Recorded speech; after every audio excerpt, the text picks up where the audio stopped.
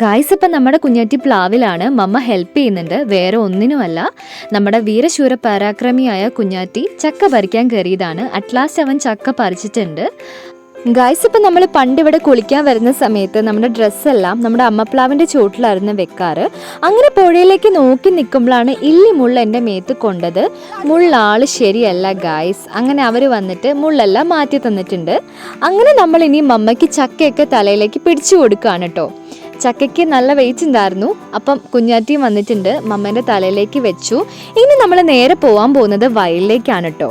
Guys, ഇപ്പം നമ്മൾ വയലിലെ കുഞ്ഞരുവിയിൽ ഇങ്ങനെ നിൽക്കുകയാണ് കേട്ടോ. നല്ല തണുത്ത വെള്ളമായിരുന്നു. ഇനി നമുക്ക് മണ്ണ് എടുക്കാനുണ്ട്. നമ്മൾ എടുക്കുന്ന മണ്ണ് ഞണ്ടിൻ്റെ മണ്ണാണ് കേട്ടോ.